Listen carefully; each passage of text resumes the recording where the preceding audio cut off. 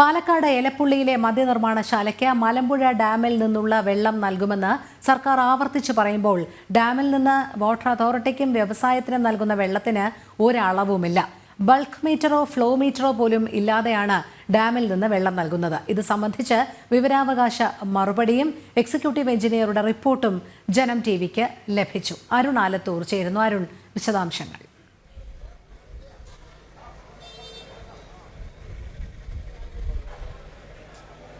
പാലക്കാട് എലപ്പുള്ളിയിലെ മദ്യനിർമ്മാണശാലയ്ക്ക് മലമ്പുഴ ഡാമിൽ നിന്നും വെള്ളം നൽകുമെന്നുള്ളത് മന്ത്രി എം ബി രാജേഷ് ആണെങ്കിലും സർക്കാർ ആണെങ്കിലും ആവർത്തിച്ച് പറയുന്ന ഒരു സാഹചര്യമാണ് ഉള്ളത്.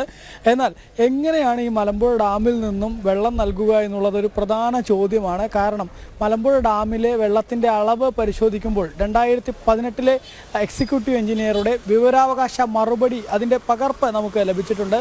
അതിൽ കൃത്യമായിട്ട് തന്നെ പറയുന്നുണ്ട്. അതായത് ഈ വെള്ളം അളന്ന് ഡാമിൽ നിന്നും വ്യവസായ ആവശ്യത്തിനോ അതല്ലെങ്കിൽ ഈ വാട്ടർ അതോറിറ്റിക്കോ വെള്ളം അളന്ന് നൽകുന്നതിന് യാതൊരു സംവിധാനവും ഇല്ല എന്ന്. അതായത് ബൾക്ക് മീറ്ററോ ഫ്ലോ മീറ്ററോ ഒന്നുമില്ലാതെയാണ് ഇപ്പോൾ വെള്ളം നൽകിക്കൊണ്ടിരിക്കുന്നത്. നിലവിൽ വാട്ടർ അതോറിറ്റി പറയുന്നത് മലമ്പുഴ ഡാമിൽ നിന്നും 96 MLD വെള്ളം തങ്ങൾക്ക് നൽകുന്നുണ്ട് എന്ന് പറയുന്നുണ്ട്.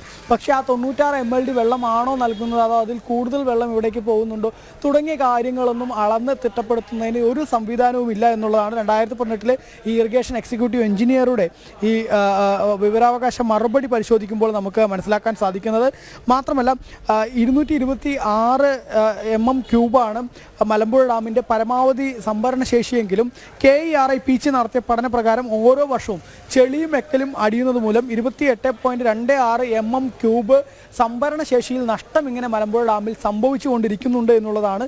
അതിൽ തന്നെ 2017 എക്സിക്യൂട്ടീവ് എഞ്ചിനീയർ ജില്ലാ കളക്ടർക്ക് സമർപ്പിച്ച റിപ്പോർട്ടിൽ കൃത്യമായി പറയുന്നുണ്ട് ഡാമിൽ ഈ വെള്ളം നൽകുന്നതിനോ കൃത്യമായ കണക്കുകൾ ഇല്ല, അല്ലെങ്കിൽ സംഭരണ ശേഷിയുമായി ബന്ധപ്പെട്ട് കൃത്യമായ കണക്കുകളില്ല എന്നുള്ളത്. അതായത് ഡാമിൽ നിന്നുമുള്ള വെള്ളം വ്യവസായത്തിന് നൽകുന്നു. അതായത് 96 MLD ആണ് വാട്ടർ അതോറിറ്റിക്ക് നൽകുന്നത്. അതിൽ നിന്നും 10 MLD കിൻഫ്രയ്ക്ക് നൽകുന്നുണ്ട്.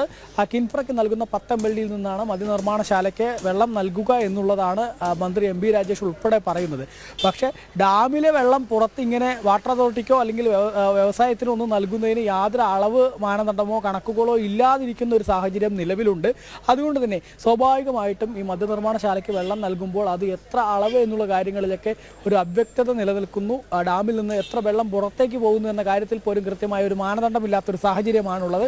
ഇത് പ്രത്യക്ഷത്തിൽ ബാധിക്കുക ജില്ലയിലെ കർഷകരെ ആയിരിക്കും എന്നുള്ളതിൽ യാതൊരു സംശയവുമില്ല. കാരണം ഡാമിൽ നിന്നുമുള്ള വെള്ളം 96 MLD ഇത്തരത്തിൽ വാട്ടർ അതോറിറ്റിക്ക് നൽകുന്നു. ആ 96 MLDയിലെ 10 MLD കിൻഫ്രയ്ക്ക് പോകുന്നു. ആ കിൻഫ്രയിൽ നിന്നുമുള്ള വെള്ളം മദ്യനിർമ്മാണശാലയ്ക്ക് നൽകുന്നു. ഇങ്ങനെ വരുമ്പോൾ സ്വാഭാവികമായിട്ടും ഈ വെള്ളത്തിൻ്റെ അളവുമായി ബന്ധപ്പെട്ട് ഒരു അവ്യക്തതകൾ തുടരുന്ന ഒരു സാഹചര്യമുണ്ട്.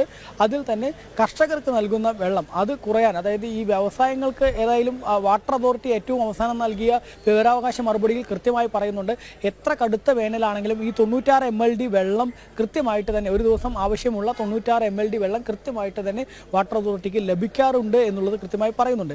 അങ്ങനെ വരുമ്പോൾ ഈ പറയുന്ന മദ്യനിർമ്മാണശാലയ്ക്ക് ഉൾപ്പെടെ എത്ര വേനലാണെങ്കിലും വരൾച്ചയാണെങ്കിലും വെള്ളം കിട്ടുന്ന സാഹചര്യം ഉണ്ടാവും.